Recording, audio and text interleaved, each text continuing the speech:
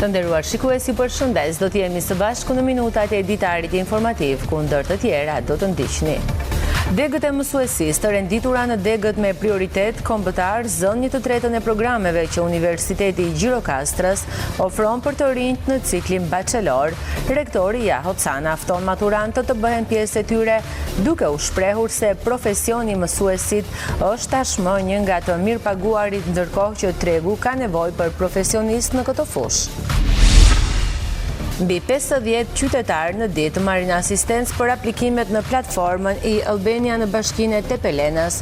Shërbimi u vjen në ndihmë atyre që hasin vështirësi me procedurat online, ndërsa ndër aplikimet më të shpeshta janë ato për çështje pronësie. Nisma synon të lehtësojë aksesin e qytetarëve në shërbimet publike digjitale. Bashkia Tepelen ka nisur konsultat publike për hartimin e programit buxhetor afatmesëm 2027-2029 dhe paketës fiskale. Takimet po zhvillohen në qytet dhe njësitë administrative me qëllim përfshirjen e qytetarëve në procesin e planifikimit të investimeve dhe evidentimin e problematikave që kërkojnë zgjidhje në komunitet. Parku natyror Bredhi i Sotirës në bashkinë e Dropullit po tërheq gjithnjë më tepër adhurues të natyrës gjatë sezonit veror.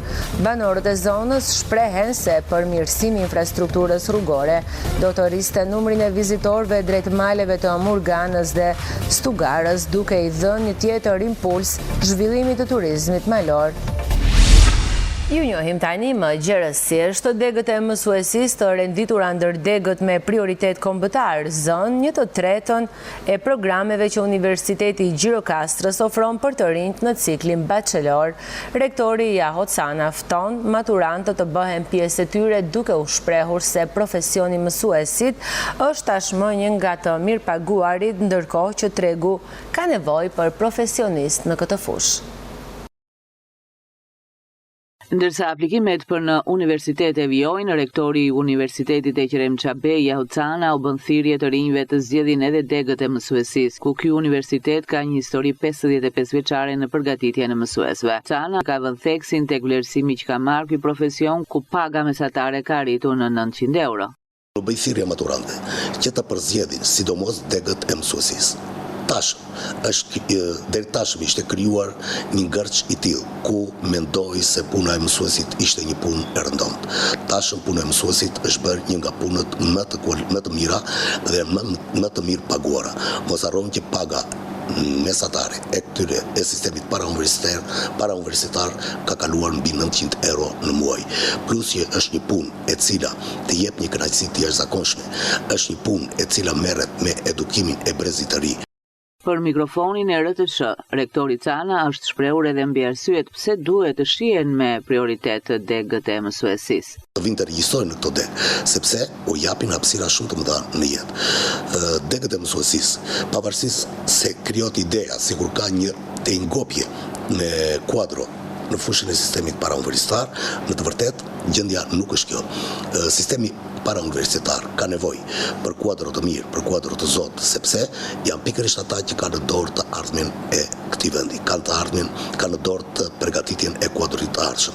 Prandaj nuk është më, mendoj unë, ai ngërç që puna e mësuesit është një punë e shikuar si një punë e rëndomtë. Përkundrazi, puna e mësuesit në shumë raste është shumë herë më e mirëpaguar se sa nivelet të tjera të punës në administratën shtetërore. Mjafton të themi këtu që paga mesatare e punojësve, fjala vjen të bashkive apo të pjesës tjetër të administratës shtetërore, është shumë herë më e ulët se sa mësuesve në sistemi parauniversitar. Nuk kemi asnjë lloj pengese për këta maturant të afrohen të degët e mësuesisë.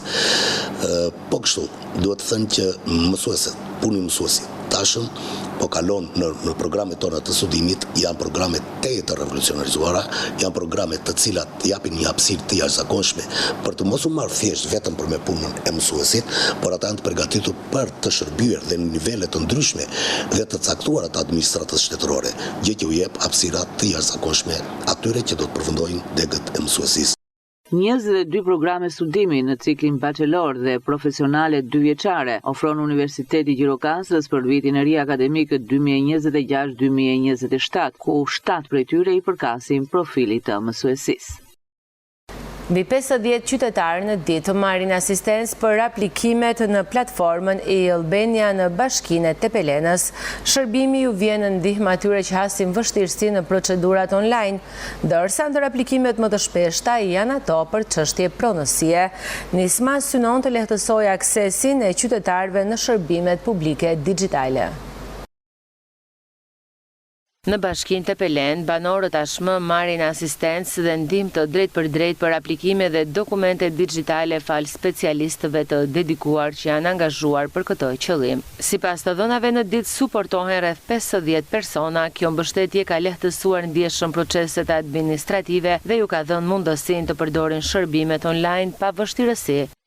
Në bashkinë tonë në Tepelen, që prej vitit 2022, që janë mbyllur zyrat e atisës, vazhdojnë jepet ndihmë falas për të gjitha shërbimet, për aplikimet të ndryshme, për pasaporta, për pensione, për hipotek, për çdo lloj vërtetime të ndryshme. Fation Tota, specialisti ASHK dhe ndihmës për shërbimin online në bashkinë Tepelen, shprehet se më tepër aplikimet kryesojnë për çështje dokumentash për pronësinë. Në ditë suportojmë rreth 50 persona, po themi, por dhe më shumë për problematika të ndryshme. Janë vetëm me hipotekën. Aty hasen me probleme më shumë qytetarët. Pjesa më e madhe e kërkesave vijnë nga qytetarët e moshuar ose nga ata që nuk kanë mundësi teknologjike në banesat e tyre. Inspektimet në zonat bregdetare vijojnë me qëllim garantimin e përdorimit të rregullt të hapësirave publike dhe respektimin e standardeve të administrimit të plazheve. Ministri i Turizmit, Kulturës dhe Sportit Blendi Gonxhia bëri të ditur se në Himar po zhvillohen kontrolle nga Agjencia Kombëtare e Bregdetit dhe Bashkia për respektimin e hapësirave publike në plazh. Krahas monitorimit të vijës bregdetare në plazhin e Himarës është vendosur edhe një rampë ekologjike e cila përmirëson aksesin për personat me aftësi ndryshe, duke e bërë Bregdetin më të aksesueshëm dhe gjithë përfshirës. Kontrollet synojnë menaxhim efikas të plazheve publike, garantimin e aksesit të lirë për pushuesit dhe krijimin e kushteve më të mira për qytetarët dhe turistët gjatë sezonit veror. Agjencia Kombëtare e Bregdetit do të vijojë monitorimin në të gjithë vijën bregdetare për mbrojtjen e hapësirave publike dhe respektimin e rregullave të përcaktuara. Bashkia Tepelen ka nisur konsultat publike për hartimin e programit buxhetor afatmesëm 2027-2029 dhe paketës fiskale. Takimet po zhvillohen në qytet si dhe njësitë administrative me qëllim përfshirjen e qytetarëve në procesin e planifikimit të investimeve dhe evidentimin e problematikave që kërkojnë zgjidhje në komunitet. Në bashkinë Tepelen ka nisur konsultat publike për hartimin e programit buxhetor afatmesëm 2027-2029, si dhe për paketën fiskale. Takimet po zhvillohen si në qytet ashtu edhe në njësitë administrative me synim për të identifikuar problematikat dhe nevojat e banorëve, të cilat do të merren në konsiderat gjatë hartimit të dokumenteve buxhetore. Organizojnë konsultat publike në lidhje me hartimin e dokumentit të parë për programin buxhetor afatmesëm 2027-2029 si dhe për paketën fiskale. Në këtë konsult kanë marrë pjesë të gjithë komuniteti sipas një kalendari të organizuar dhe të miratuar Këshilli Bashkiak. Gjatë kësaj konsulte dolën problemet, shqetësimet që kishin banorët në tëra fshatrat, si dhe u hartua dhe u miratua një projekt draft i cili do të ndiqet sipas një kalendari të miratuar në Këshillin Bashkiak. Kanë dalë probleme në drejtim të fermerëve, kryesisht për bujqësinë, dolën probleme në lidhje me ujitjen e tokave, sepse sipas programit ne vetëm 30% e tokave janë në ujë sot dhe ky kapacitet ne synojmë që të arrijë deri 70% duke futur në eficiencë të plotë rezervuarët, burimet ujore dhe gjitha. Po kështu u doli në problem dhe lidhet.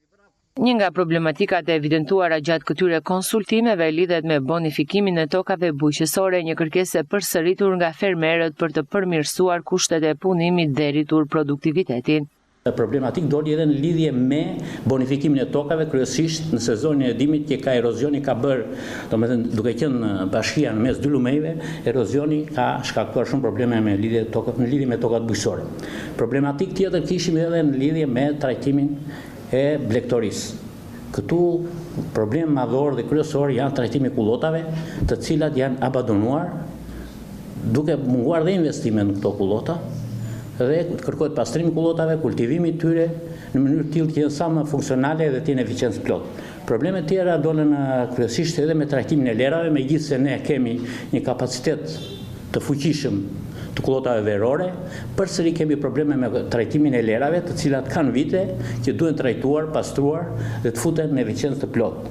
Po kështu probleme dolën problematika të ndryshme krahas punëve të mira që janë bërë detyrimisht në lidhje me rrugët rurale dhe ndërhyrjen për fshatra që do të bëhet ndërhyrje me beton, si dhe trajtimi i qendrave të fshatit. Konsultat publike do të vijojnë edhe në ditët në vijim në të gjitha njësitë administrative të bashkisë Tepelen. Parku natyror Bredi i Sotirës në bashkinë e Dropullit po tërheq gjithnjë më tepër adhurues të natyrës gjatë sezonit veror.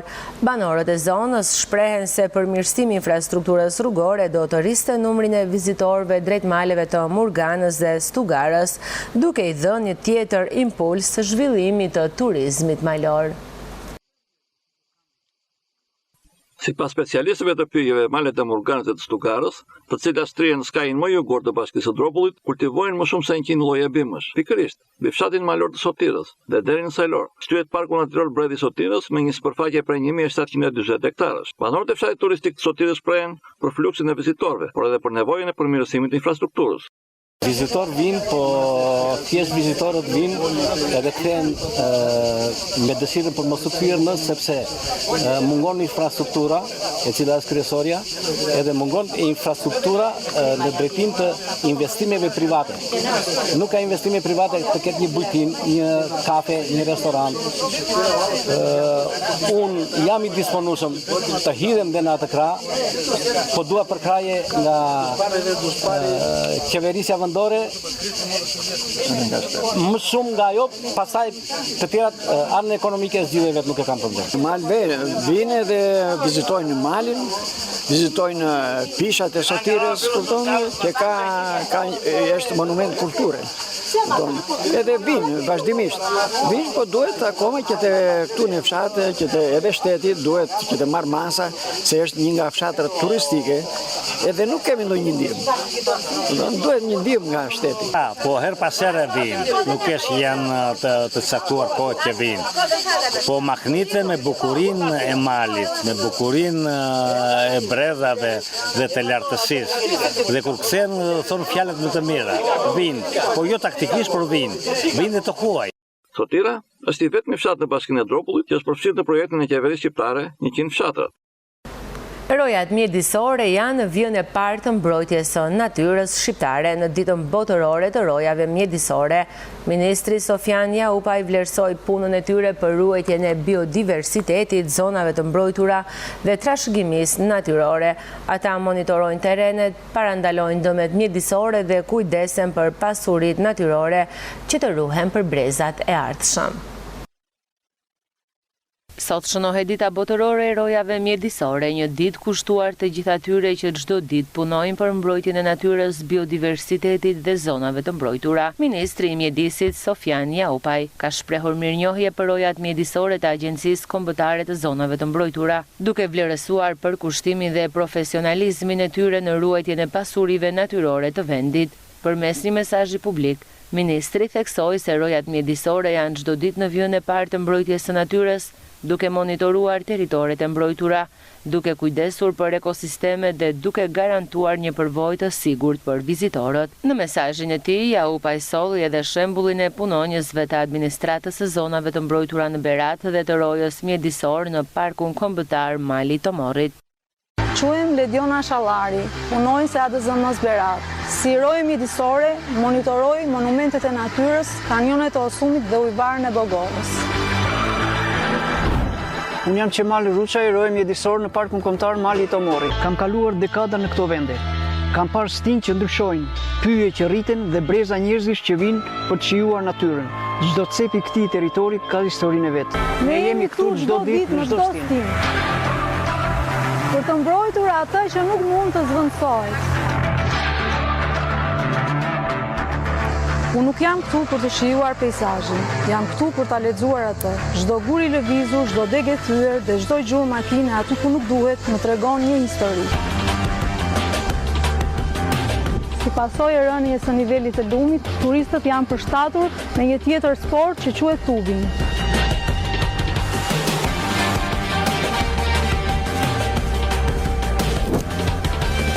Të kujdesemi për habitatet natyrore, për florën dhe faunën dhe të sigurohemi që këto vlera të ruhen edhe për brezat që do të vinë. Dita botërore e rojave mjedisore shënohet çdo vit më 31 korrik dhe ka për qëllim të nderojë edhe ata punonjës që kanë humbur jetën apo janë plagosur gjatë kryerjes së detyrës. Kjo ditë është krijuar nga Federata Ndërkombëtare e Rojave Mjedisore dhe prej vitit 2007 shënohet në mbar botën. Tema e këtij viti, rojat mjedisore, mbrojtësit e një planeti në ndryshim, vë në pa rolin e tyre përballë sfidave globale, si ndryshimet klimatike, humbja e biodiversitetit dhe krimet mjedisore. Në Shqipëri, rojat mjedisore mbeten një hallkë e rëndësishme në mbrojtjen e parqeve kombëtare dhe zonave të mbrojtura, duke garantuar që pasuritë natyrore të vendit të ruhen dhe të trashëgohen nga brezat që do të vinë. Krojet monumentale të fshatit Doksat të shpallura monument kulture të kategorisë së parë përbëjnë një nga dëshmitë më të rëndësishme të arkitekturës tradicionale dhe mënyrës së jetesës ndër vite në këtë zonë. Të vendosura në një peizazh me vlera historike e kulturore, këto vepra tradicionale të furnizimit me ujë përfaqësojnë mjeshtërinë e ndërtimit dhe përdorimin e teknikave karakteristike të kohës. Ndërtos pikat kroj lagjes së poshtme, një ndërtim i mbuluar me qemer cilindrik dhe çati prej rasash. Ai furnizohet nga dy burime të vendosura rreth 200 metra larg përmes tubacioneve prej qeramike, ndërsa rezervuari i ujit ruan gjurmë të teknikave tradicionale të ndërtimit me llaç. Me vlera të veçanta paraqitet edhe kroj me bendin ose kroj lagjes së sipërme, ku ndodhen dy kroje të pambuluar. Kroj më i vjetër ruan element karakteristik si harqe të verbër dhe lugje guri, ndërsa kroj tjetër përfaqëson një ndërtim më të thjeshtë me mur guri dhe lugje metalike. Së bashku këto monumente krijojnë një pjesë të rëndësishme të peizazhit kulturor të Doksatit dhe përbëjnë një pikë me intensitet për vizitorët që kërkojnë të njohin trashëgimin historike dhe arkitekturën tradicionale të zonës. Në kuadër të ruajtjes dhe promovimit të kësaj pasurie kulturore, Drejtoria Rajonale Trashëgimisë Kulturore në Gjirokastër ka realizuar ndërhyrje për pastrimin dhe përmirësimin e gjendjes së krojeve, duke synuar nxjerrjen në pah të vlerave të tyre dhe përfshirjen më të mirë në itinerare turistik të zonës. Një mjet lundrues tip gomone ka thyer rregullat e sigurisë detare në zonën e gjirit të Hartës në Ksamil, duke hyrë brenda hapësirës së rezervuar për pushuesit dhe duke rrezikuar drejt për drejt jetën e tyre. Veprimi u filmua nga qytetarët dhe u denoncua menjëherë në policinë e shtetit. Reagimi i shpejtë i policisë kufitare dhe njësisë policore detare çoi në identifikimin e drejtuesit, bllokimin e mjetit dhe ndëshkimin e tij me gjo prej 500.000 lekësh të rinj.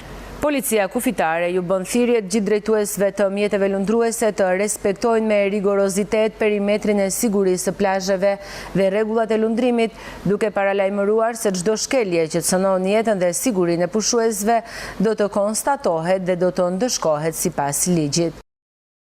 Të nderuar shikues, ishit në minutat e ditarit informativ. Ju faleminderit për vëmendjen, shikim të këndshëm të programeve në vazhdim.